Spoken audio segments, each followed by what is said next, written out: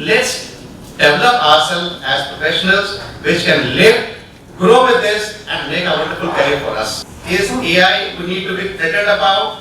The answer is both yes and no. And today also all of us getting scared that we have artificial intelligence versus native intelligence.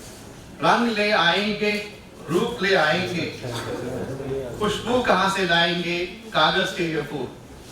And it was a race, the movie was Kagaz Ke Phool. All the seniors in the first row would remember that movie and this song. And the poet was trying to express that imitated products versus original products. And this debate was on in 1970s. It's very important for us to understand that this discussion is not which has happened in the last 2 years. It has been all for decades together. 70s we were discussing imitated product versus original product.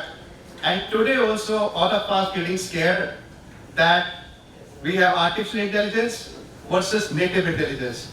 Who is going to survive? Answer is AI changing our lives? Yes. Is AI we need to be threatened about? The answer is both yes and no. Let me start with the no first. As a director of business school for the last 15 years, I have seen young boys and girls coming from small towns, Ambala, Yamunanagar, Agra, Muzaffarnagar, coming up over here, enrolling for a program and becoming professionals. And 10 years down the line, they are CEOs of their own company, they are general managers, they are director of different companies, they are vice president of different companies, and most of them have done very well in their life. Now when I look back, how have they done well in their life? One thing that strikes me is hard work, mostly yes. Intelligence, generally yes, because we know people are not hired for the intelligence, they are hired for many other things. Teamwork, generally yes, because corporates look up for people who are teamwork ability rather than being the smartest guy in the company. Nobody likes the smartest guy in the company. Most intelligent people are generally a pain in the company. Smart skills, certainly yes. And how do these people over 10 years, 15 years, 20 years deliver value to the organizations? By a mix of all these. Is it intelligence? I missed out one more factor, which is really present in our life, known as luck factor. Many times, yes. But overall, this combination of factors which make a human being a professional, a mental professional to do well in life. It is not the intelligence only. I am not undermining the role of intelligence, but when I say no, I know there are many other factors human beings like you and me are made up of, which will always have the importance, and any imitated intelligence will never be able to beat it. But when I say yes, we must also understand what is AI and how it has evolved. Unfortunately, these days, people generally talk about AI has come recently. It has not come recently. In fact, AI is a very old story of our society. The best and perhaps the only last incident that comes to my mind is the World War II. World War II, one I have not read much, but World War II I have seen a lot of movies on Netflix. I have read a lot of literature, and I can tell you, World War II was the largest event of our previous century. And the best tech show, we hear about technology shows here and there, that was the largest technology show of the last 200 years, or perhaps last 500 years. The best of the tanks participated in the World War II. The best of the aircrafts, probably about 2,000 of them were lost in the war, participated in World War II. The best of the intelligence, I'm talking about the intelligence of people, was at display in World War II. And the learnings were, Hitler said, if you repeat a lie 100 times, it appears to be truthful. Learning out of World War II. Churchill said, the biggest casualty in a war is truth. And the lie wins. That was the landscape of the Second World War. There was the father of modern AI, and he developed a test known as AI test or the Turing test. Many of us would remember that Turing test was the guiding force for years and decades, and today also AI technology is the technology which passed the Turing test. A professor of IT, computer science, John McCarthy, coined the term artificial intelligence. He had not coined the term, but he was the one who put up a machine, and that machine was supposed to check whether the human intelligence is deceptively more than the human being and can it carry away the conduct of what a human being is supposed to do or not. And when McCarthy in 1956 developed this, coined this term AI, we also often talk about him being the father of AI. These were 50s and 30s and 40s of last century. So AI is that old. There was a society of AI which would then put this test and decide whether this technology or this development meets the Turing test or not. I have seen technologies in my life which passed the Turing test and which have engulfed our life. When I was a student, I saw a lot of protests in the bank because they did not want the MICR checks which were developed out of image recognition technology. Image recognition technology was AI technology in the 70s. And a lot of bankers went on a strike that this artificial intelligence initiative is going to kill our jobs. Government decided, in fact, that time I think Rajiv Gandhi was the Prime Minister. He implemented, and today we are living in this world with more bankers in the jobs than at that time. So this scare gets created time over and over again. But the development of these technologies have not made the life difficult for people. In the contrary, it has made the life easier for people.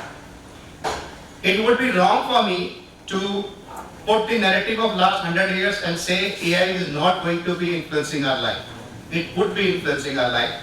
And if time permits, I would like to recollect 4 basic principles or law of technology. They are not laws because management generally, there are no laws which are established. Management science is still evolving.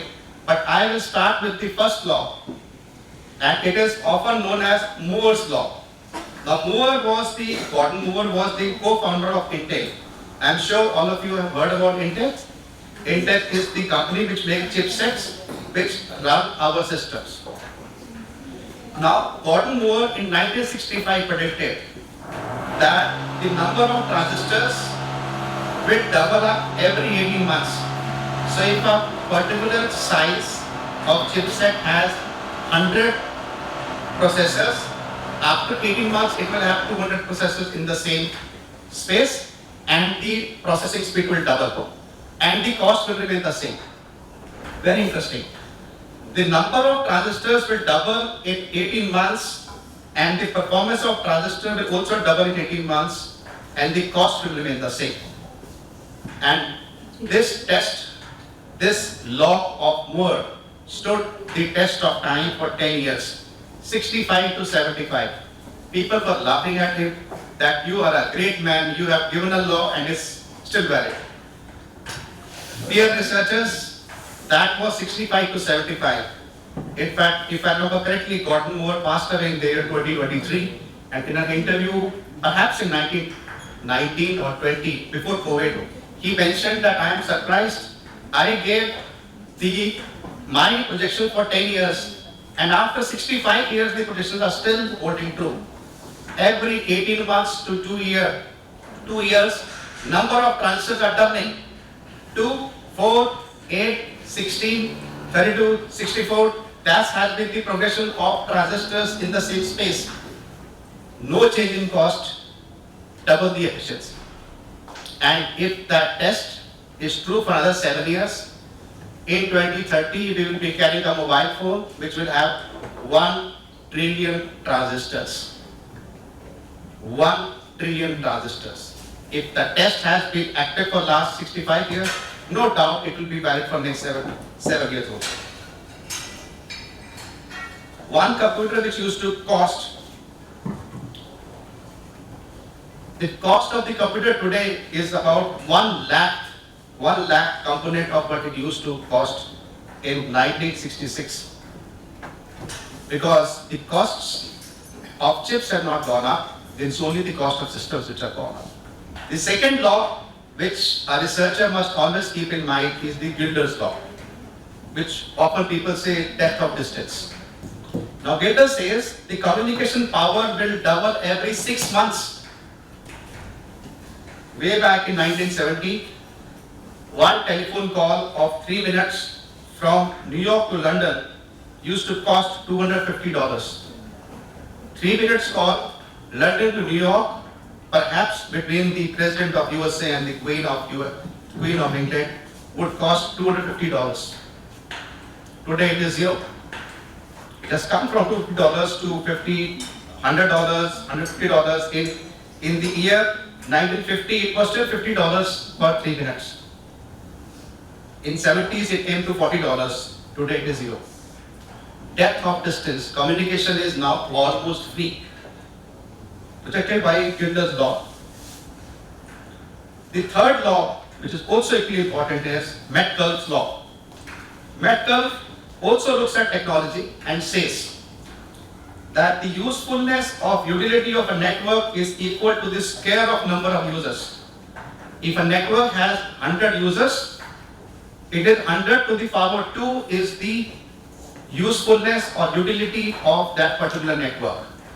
This explains why everybody seems to be trying to get users to come and try their product and service. You would have seen in the apps, everybody is trying to give you free time, free facilities to use their app. Whether it was Uber a couple of years back or Ola, or nowadays I think there is a Ride app in Delhi which is giving you 100% cost to the drivers, and is not charging anything from you.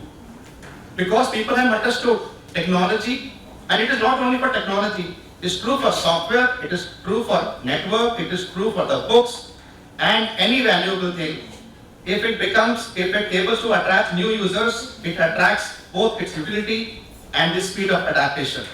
If a book is doing well, you also want to read the book. That's how it is. If an app is doing well, everybody wants to use that app.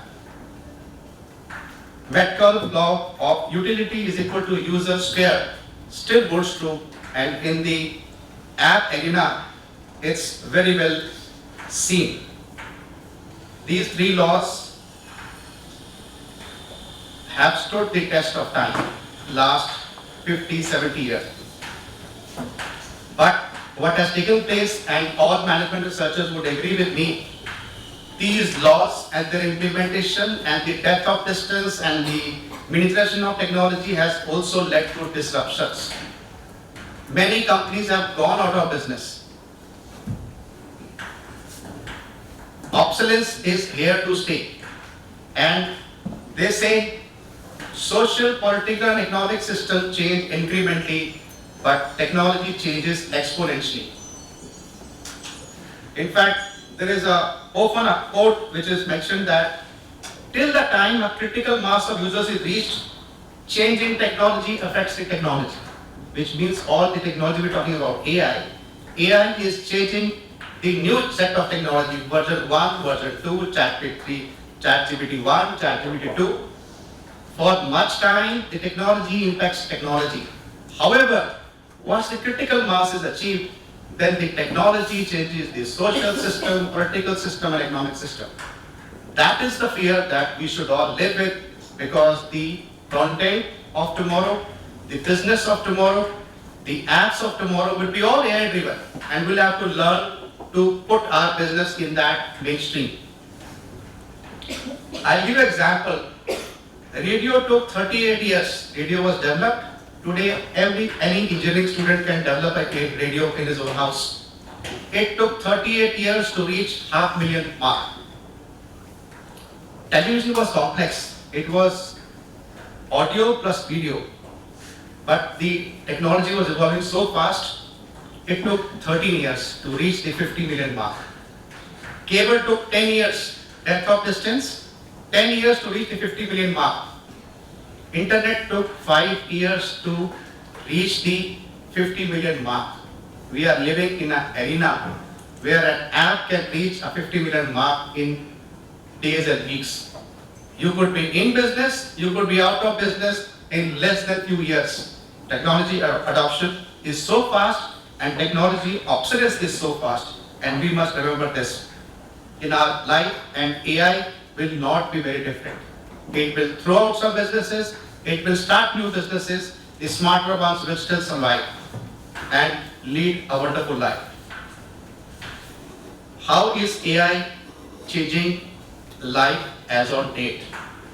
It is automating tasks, it is providing personalized recommendation, it is enhancing communication, and it is improving the decision making. At the simplest level, I just quote 2-3 examples. ChatGPT uses large language models, we call it LLM, to generate text in response to a question or a comment posted. You pose a question, ChatGPT uses LLM and gives you an answer. Google Translate also uses AI. It has deep learning algorithms, and those algorithms convert the text from one language to another language. You are in France, you are in China, you can just speak to Google, it will give you a translation and the other person can read it. Netflix also uses AI in a big way, and I'm sure all of you would have experienced it. It uses machine learning algorithms to create personalized recommendation for user based on their previous viewing history. You watch a couple of movies of crime and it keeps listing you, this is the next one, this is the next one, this is the next one. Pure AI play. And that is why Netflix is such a large company, organization with almost no competition. Tesla also uses AI very sensibly.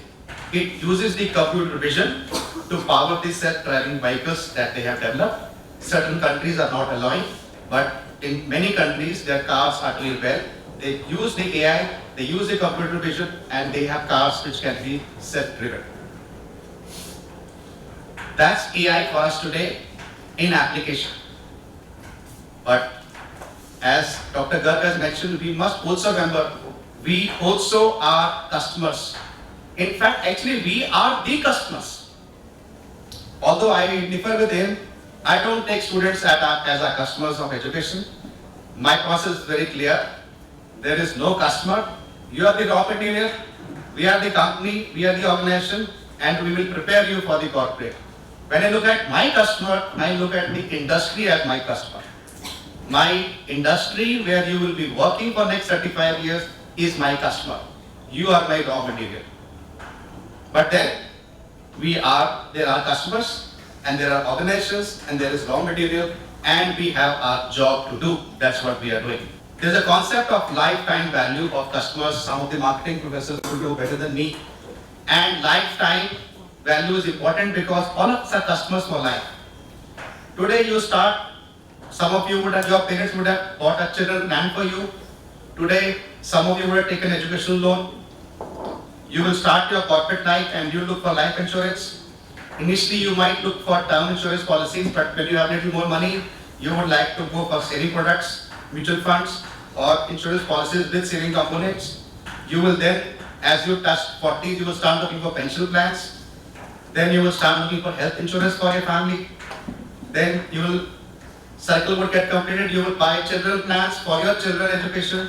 And when you become a little old, as I have been announced, you start looking for senior living healthcare plans, because at that stage you still need insurance. So there is a lifetime of yours, there is a lifetime of a customer, and organizations know it pretty well. But customers are expecting much more where AI can contribute. Few years back, if you would move to a store, they would recognize you and say, Dr. Marwa, welcome to the store. They would have, from a credit card or some transaction, they would know your name. With AI, it's much more than that. We know what you have purchased in the last 10 years. We also know what is your size and what is the kind of apparel you like. We'll also tell you, like the kind of trousers and shirts you've been buying, this is one new company which probably will fit into your taste. Would you like to go and try this particular counter in this store today? Next customer will come, he will be given to a different. So everything is getting personalized because of the data which is available, which is good for customers, good for the businesses. And that is what the customers expect today. I should be recognized. If you remember me, very well. If you remember my name, very well. If you remember me more than my name, sometimes I feel a little shy. They know my size also. Size of the trousers, size of the undergarments, and recommendations come straight from Amazon. That's the reality of life. Machines remember. It's okay. It is the job of a marketeer to remember these things and give you some suggestion. If you are making a mistake, they'll tell you, last time you purchased this size, this time you purchased 42 size, last time you purchased 40 size. So I just stand corrected, oh my God, hurriedly maybe I picked up a 42 size, I should have picked up a 40 size. So it's a support. And this support is only thing which AI is going to provide to you, nothing more, nothing less. Let's not get scared. I took you to last 100 years because I want you to be aware. AI started 100 years back. Society has been in existence for last 70 years. These fundamentals have been changing technology for last 65 years. All this is reality of life. Let's develop ourselves as professionals which can live, grow with this and make a wonderful career for us. I would like to congratulate all the researchers whose paper have been accepted. And starting from 1:30 onwards, we have 2 tracks today and 1 track tomorrow. And I think we will have amazing papers. I've read some of them, they are really good. We'll have some amazing research papers with us. And all of us who are there physically or attending online will benefit from this conference. Thank you very much. Best wishes to all the participants. And thank you all those who have made it happen.